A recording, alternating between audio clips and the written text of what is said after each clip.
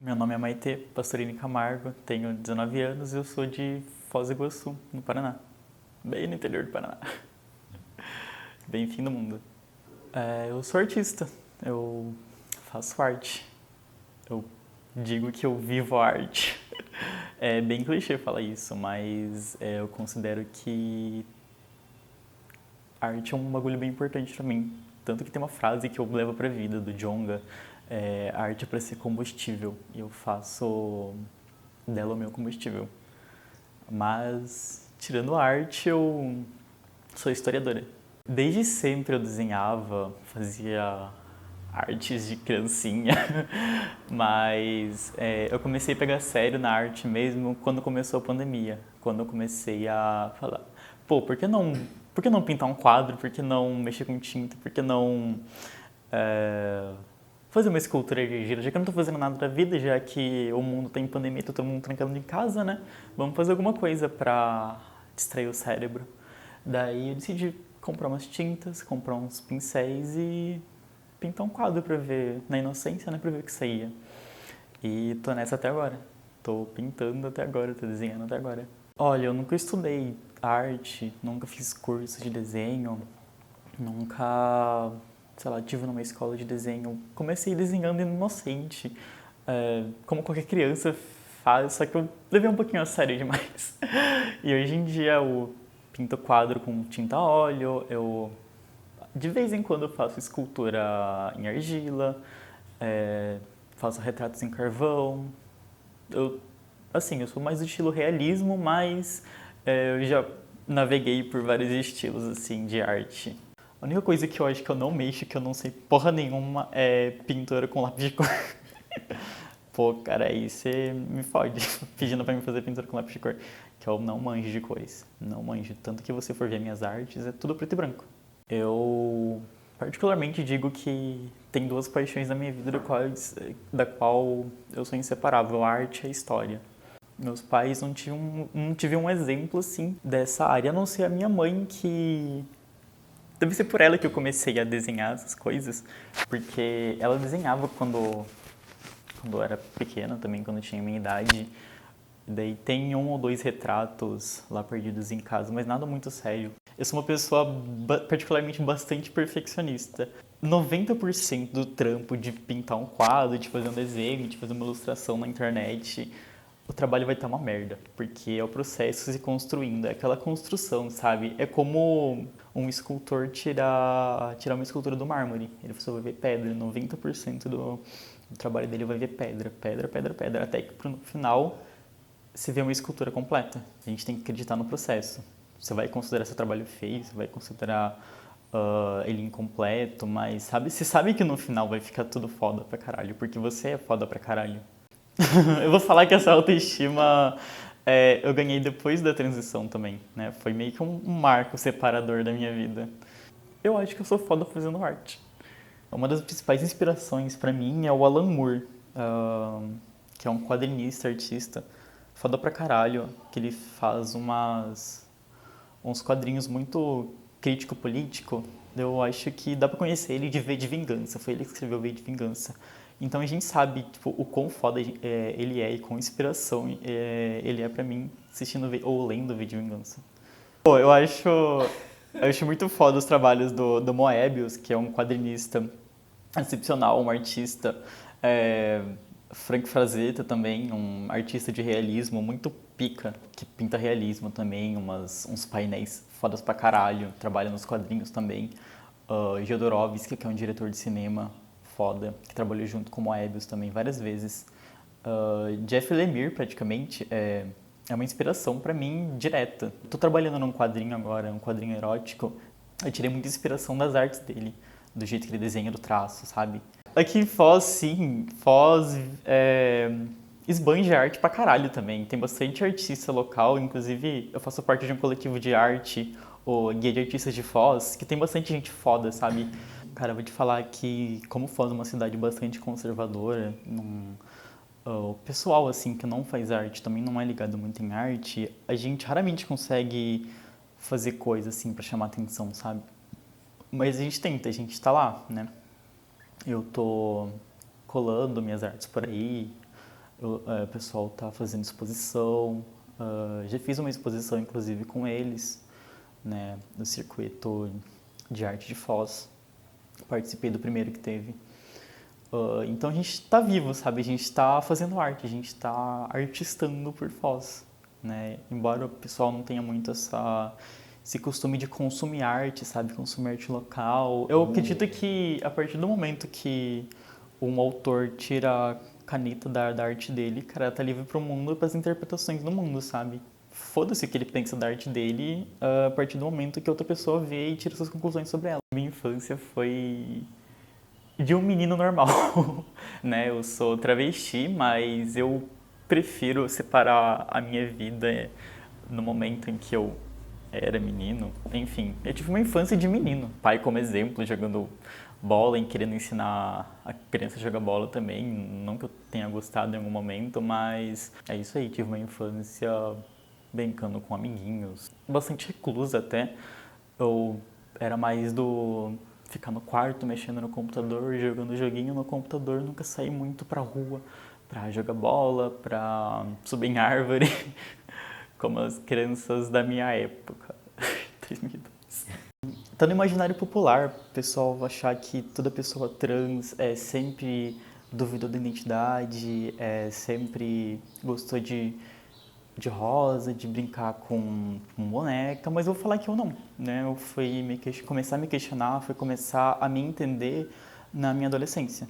Começar a parar pra pensar, porra, tem algo de errado comigo.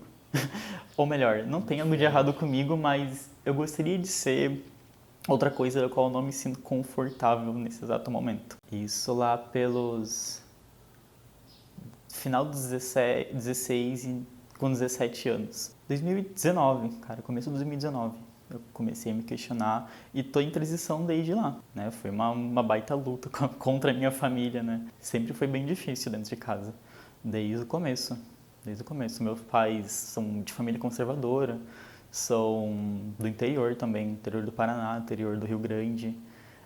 Então, meio que eles não tiveram muito exemplo de pessoa LGBT na vida. Então, foi bastante. Meu gênero e minha sexualidade foram bastante reprimidas dentro de casa, né? Pelos meus pais, pelo resto da família. Conflito de ideias que eu tenho com os meus pais, que levam a outros conflitos lá dentro de casa. E conflitos físicos também, que eu já tive com o meu pai, né? Teve uma época que eu falei, eu não vou mais abaixar a cabeça pro meu pai. E a partir daquele dia eu não abaixei mais a cabeça pro meu pai. Ele sempre foi contra eu ser travesti, ele sempre foi contra eu me mostrar pro mundo. Eu falei, porra, se eu não bater de frente com ele, se eu não peitar ele, eu nunca vou ser o que eu quero ser. E teve um dia que ele ficou puto comigo e partiu pra cima de mim. E foi nesse dia que eu falei, eu vou devolver cada soco que você me dá. E a gente brigou feio, chamei a polícia pra ele. Foi tenso. E ele me espancou. Desde então, com ele eu não falo mais. A gente vive na mesma casa, mas é aquela coisa, a gente se ignora, a gente só dá oi, tchau, e é isso. E é essa convivência que na real eu tô aturando, sabe? Eu não quero ter muita mais convivência com ele, não quero ter uma relação de pai e filha, não. Não é pra mim. Tipo, eu acho que a minha mãe, ela sempre queria ter uma família tradicional brasileira, nos moldes de comercial de margarina, mas a gente sabe que isso não existe, né? Principalmente na nossa, tipo, pô, uma filha travesti. A gente não tem outra experiência tão foda quanto ser travesti, no sentido de algo positivo mesmo. É uma experiência que poucas pessoas estão dispostas a viver. Ser travesti é foda pra caralho, muito bom. Falar de assuntos polêmicos ou coisas assim que aconteceram na vida, dói sim. Teu pai te ama? Eu acho que sim, mas não demonstra. Eu também não faço questão que ele demonstre. E você? Complicado. Eu não sei responder de verdade. E tua mãe? Eu sei que ela me ama, né? Ela já teve o seu momento de ficar contra mim, de não me apoiar, de arrombar a porta do meu quarto porque eu pintei a unha de rosa. Mas hoje em dia, tipo, ela, embora ela tenha esse pensamento de pessoa que nasceu nos anos 70, ela nasceu na roça, sabe? Então ela nunca teve muito exemplo de pessoa LGBT, como eu havia dito antes. Ela não sabe agir direito, mas ela hoje em dia me apoia, né? Ela compra roupa feminina pra mim, ela fala pras amigas dela que eu transicionei. Eu acho que sendo LGBT no Brasil e na época que a gente está, você já é um sobrevivente só para existir. E eu acho que ter coragem sim, sabe, para peitar o mundo, para peitar as pessoas, para peitar que vão falar quando estiver andando na rua, para peitar teus pais, a tua família, o empregador que tu vai fazer entrevista de emprego, sabe, coragem sim. É coragem porque nem todo mundo ia aguentar 10 minutos na pele de uma pessoa trans. Não, eu não tô mais trabalhando porque eu decidi sair de lá por conta da faculdade, por conta do meu curso, que é noturno, e meu trabalho também era noturno, eu não tinha possibilidade de mudar de horário. Como eu não tenho casa própria, eu moro ainda com os meus pais, tô querendo sair, né, mas por enquanto, como eu não tenho emprego, não dá, eu não tenho muito gasto. Agora eu tô vendendo minhas artes, né, tanto arte digital, que eu também faço, quanto uns desenhos que eu vendo e quero continuar vendendo na Unila, na universidade que eu faço. A faculdade é pública, federal, educação de ótima qualidade. É um dos pontos seguros para pessoas LGBT aqui de Foz. Tem muita diversidade, tanto de gênero, de sexualidade, de culturas. Você encontra pessoas de toda a Latinoamérica lá. E é foda pra caralho. Eu amo aquele lugar. Muito foda. Eu não costumo muito pensar no meu futuro, sabe?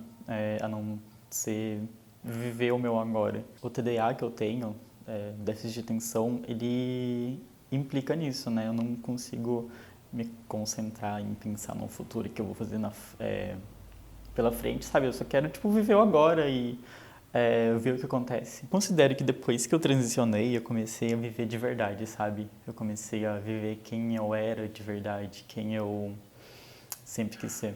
A partir desse momento que eu comecei a viver o agora, que eu comecei a sair, comecei a conhecer gente, comecei a ser feliz de verdade. Escolhi aproveitar agora enquanto eu tô aqui, enquanto eu não sou assassinada por andar na rua por ser trans, enquanto não vem alguém extremista fazer eu cometer suicídio, porque vocês sabem que a expectativa de vida de uma pessoa trans é 35 anos. Então meio que eu não tenho muito tempo pra esperar, sabe, eu preciso aproveitar agora. Enquanto eu tô aqui. No primeiro ano de transição foi enquanto a assédio, a ofensa, xingamento, agressão fora de casa eu nunca tive no primeiro ano, mas eu passei a ter esse ano. Eu passei a ter a partir de 2022, eu não sei porquê, né? O pessoal começou a ficar mais agressivo com pessoas trans, enfim. É o que a gente está vivendo, né? 140 pessoas trans assassinadas em 2021 e agora imagino que vai ser mais em 2022. Geralmente quando eu volto na rua de noite, cara, já aconteceu várias vezes de dar indireta, ficar assediando, falando o que você tá fazendo aqui sozinha na rua de noite, sabe, pra onde você vai. Já aconteceu até de me oferecerem sexo e não foi a única vez na rua, foi bem tenso. Conheço algumas pessoas que trabalham no mercado do sexo. Eu particularmente não faço isso, eu nunca cogitei numa coisa que eu me vejo fazendo, né? Mas eu conheço gente que faz. Mas é uma realidade, né? A gente sabe que 90% das pessoas trans que trabalham, das mulheres trans, no caso, ou travestis, trabalham com programa. É uma realidade bastante presente. Cara, não fala esse nome perto de mim, não. Nossa, de jeito nenhum eu gosto dele. Porra, ele enganou 57 milhões de pessoas. Tem muita gente conspiracionista lá da Cuca que ainda acredita nele. Mas a gente tá aí, né? Falta poucos meses pra gente sair do poder. Tive uma época bolsonarista. Antes de transicionar, lá por 2016 a 18, eu tive uma época bolsonarista, assim, que eu era bolsominion e tal. Falava Bolsonaro 2018, fazia arminha com a mão. E tipo, porra, agora eu sou travesti. Aquela frase, né? uma ovelha segue o bando, né? Então, tava na moda gostar do Bolsonaro, tava na moda chamar todo político de corrupto, o PT de corrupto. Considero que lá por essa época, de 2016 pra cima, foi que eu comecei a me interessar por política, sabe? Eu dou o crédito ainda. Eu comecei a ler ler as manchetes, ler os jornais, artigos de opinião sobre política. Comecei a estudar política sério mesmo, né? E eu considero que eu comecei a pegar ranço do Bolsonaro em um momento super específico. Quando ele deu aquela entrevista pro Roda Viva. Que eu pensei, porra, como é que eu apoiava esse filho da puta? Ele é filho da puta pra caralho. Eu nunca gostei muito do Lula por a maior parte da minha vida, mas eu vejo que como... Não tem aquele filme do Star Wars que tem o título de A Última Esperança, alguma coisa assim? Então, meio que vejo como, sabe, uma esperança contra o Bolsonaro. E, porra, eu admiro pra caralho o jeito que o Lula fala, sabe? A retórica dele, a oratória. É um puta estrategista. Independente se você é de direita ou esquerda, se você é do centro, você tem que concordar que o Lula fala pra caralho, fala muito bem. Ele é um puta político estrategista. Como é que o pessoal consegue se dizer amigo de uma pessoa LGBT e apoiar o Bolsonaro, sabe? Eu não consigo entender como uma pessoa que falou que prefere ter um filho morto, um filho gay, você apoiar ele e ter um amigo LGBT e falar que tá tudo bem, sabe? Você não tá sendo amiga dessa pessoa LGBT. Você não tá apoiando a vida dela. Particularmente, eu não me considero nada em relação a adotar uma ideologia, comunismo, capitalismo, socialismo, enfim. Mas eu tenho flertado bastante com coisas que eu tô lendo de anarquismo, sabe, recentemente. Embora, como você disse, seja uma utopia, sabe, um lugar perfeito que a gente nunca vai chegar, a teoria anarquista me chama bastante atenção, sabe? É uma coisa que, assim como aspectos do socialismo também eu gosto. Cara, eu leio bastante quadrinho. Eu leio bastante quadrinho, mas eu gosto de tudo, sabe? De tudo. Eu só não leio romance. Não curto muito romance, mas eu leio de ficção, leio livro político, leio bastante livro histórico também. Agora, nesse momento, eu tô lendo O Capital, do Marx, né? Em seguida, eu vou ler o Manifesto Comunista. Eu vou falar que eu sou uma pessoa de poucos e bons, sabe? Não curto muito interagir socialmente, não. Mas os amigos que eu tenho, eu considero pacas. É o Alan Moore, sabe? É uma pessoa que eu admiro bastante como pessoa e como artista, sabe? Se eu tivesse um tempo para trocar um papo com ele, se eu soubesse inglês, também ajudaria bastante. Eu considero foda pra caralho. Eu queria trocar umas ideias com ele sobre o mundo, sobre a sociedade atual. Olha, eu considero que eu sou mais triste, falando de modo geral. Olha o momento que a gente está vivendo, olha a situação socioeconômica do país, olha as pessoas ao redor. Não tem muito espaço para ser feliz na situação que a gente está hoje em dia, mas tem esperança, né? Da gente ter um futuro melhor, ou então dá para ser feliz ainda assim. Mas eu, particularmente, não sou tão feliz assim. Pelo menos eu considero. Eu acho que o dia mais feliz da minha vida, ou um dos mais, foi quando eu comprei o hormônio pela primeira vez, né? Eu tinha brigado com uma amiga esse dia, porque era pra ela ter ido junto comigo, minha melhor amiga na época. Só que ela não foi, mas isso não estragou o meu momento favorito, sabe? Naquele dia, pelo menos, que foi comprar o hormônio pela primeira vez e tomar. Eu lembro que na época eu tinha pensado em fazer uma timeline, tirar uma foto de mim todos os dias pro resto da transição, sabe? Mas como tudo na vida eu procrastinei e separei na primeira semana que eu comprei os hormônios. Aquele dia foi bem especial pra mim. Eu comecei a transição hormonal. Eu vou te falar que é muito louco você ver seu corpo mudando, sabe? Você vê teu peito crescendo, você vê seu rosto afinando, sua cintura afinando, seu quadril alargando. Muito legal. Tipo, você tá vivendo, sabe? Ao mesmo tempo que você tá mudando. Mas, assim, a gente tem que parar pra pensar que não é o corpo que faz você que faz o seu corpo, né? Não é meu corpo feminino que vai me fazer uma travesti. Você não precisa ter o corpo perfeito para ser o que você quiser, né? O teu corpo já é perfeito assim. Então, os hormônios só são uma parte do processo. Estou fazendo porque eu quero, não porque eu preciso. É como ter uma TPM, tomar hormônio.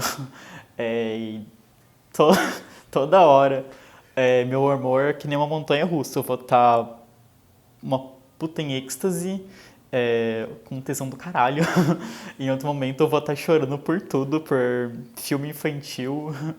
É muito engraçado, é muito legal também, porque antes disso eu não tinha humor nenhum, era uma pedra. Na minha época, antes da transição, eu era uma pessoa sem humor nenhum. Eu era uma pedra, uma porta, né? Eu não ria, eu não chorava, eu não tinha interação. Por isso que eu falo que eu comecei a viver de verdade depois que eu me descobri trans. Eu era assim porque eu não tinha me descoberto, né? Eu era assim porque eu não tinha começado a pensar no que eu era, o que faltava em mim, sabe? E um belo dia eu pensei, poxa, por que não passar maquiagem? Por que não me ver no espelho assim, com um vestido? Sabe, vamos colocar só pra ver o que acontece. Daí eu comecei a gostar e eu pensei, cara, eu acho que é isso que falta em mim, sabe? Começou daquele êxtase, aquela euforia e agora eu levei isso pra vida. Foi assim que eu me descobri trans, com experimentação. E é assim que a maioria das pessoas também se descobre, né?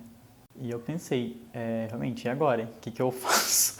Como é que eu conto para meus pais? Como é que as pessoas vão reagir? Eu vou ter que passar meses e meses fazendo transição social para as pessoas entenderem que eu não sou quem que eu era no passado e agora eu sou uma nova pessoa, entre aspas, né?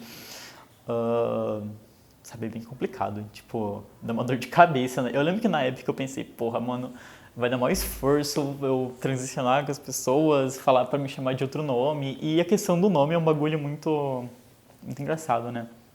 Você escolher um outro nome, geralmente você escolhe um nome muito ruim de primeira vez.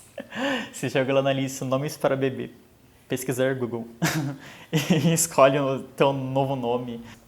Eu escolhi meu nome com a minha antiga melhor amiga, essa que eu era pra ter ido no Ligi. Mas, porra, antes disso, tipo, eu tinha usado por bastante tempo Bárbara, velho. Eu não me vejo hoje em dia com o nome Bárbara, puta que pariu. Ariel também já usei, sabe? Aqueles nomes muito clichê. E hoje em dia eu sou Maitê. Eu tentei levar de modo natural, sabe? Às vezes dar umas indiretas por aí, pintar a unha, sabe? Mas teve um dia que minha prima chegou em mim e falou, pô, você tem que contar, né? É melhor levar o baque agora do que no futuro ela não sabia o que fazer com você. Daí eu cheguei com ela, nossa, eu não deveria ter seguido esse conselho. Não deveria ter seguido esse conselho.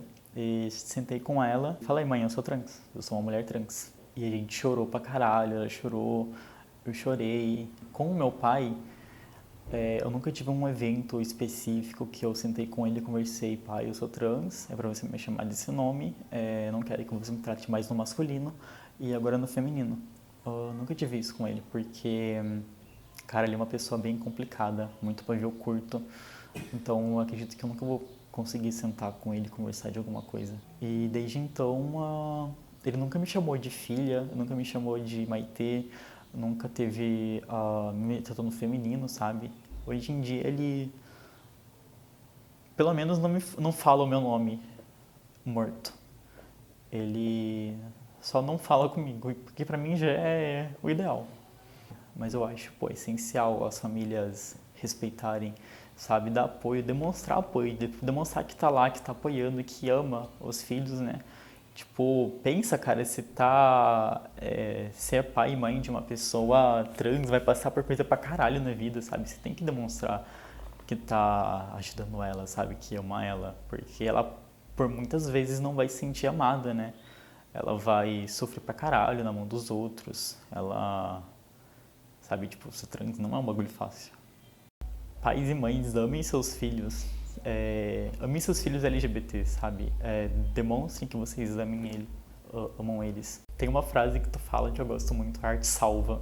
Se não fosse a arte, sabe, eu não estaria com a minha cabeça nos trilhos, né? Eu muito provavelmente Teria numa depressão fodida agora se não fosse a arte. Pô, seja subversivo, sabe? Questione, critique, não se deixe levar pelos outros, sabe? Viva a sua vida. Porra, larga o foda-se, sabe? Faz o que tu quiser da vida e não liga pros outros. Não liga pro que os outros pensem, sabe? Pensa no que é melhor pra você. Às vezes os outros, eles estão aí pra molhar o seu rolê, sabe? Não tô falando pra você, sei lá, fugir de casa e foda-se. Primeiro pensa em você, depois pensa nos outros, sabe? Não tô falando pra você também ser egoísta e tal, sabe? Mas dá pra entender. Que eu quero dizer que, sabe, se ame. Acima de tudo, eu acho que eu me amo, sim. Sabe? De modo geral. Mas às vezes tem aqueles momentos que a gente tá pra baixo, que a gente tá com saudade do ex-namorado. Mas de modo geral, eu me amo, assim. Eu às vezes tenho uma autoestima do caralho, que eu penso, porra, que gostosa que tá nesse espelho, sabe? Mas é o importante, sabe? A gente ter uma autoestima boa, a gente se amar. Isso eu quero dizer.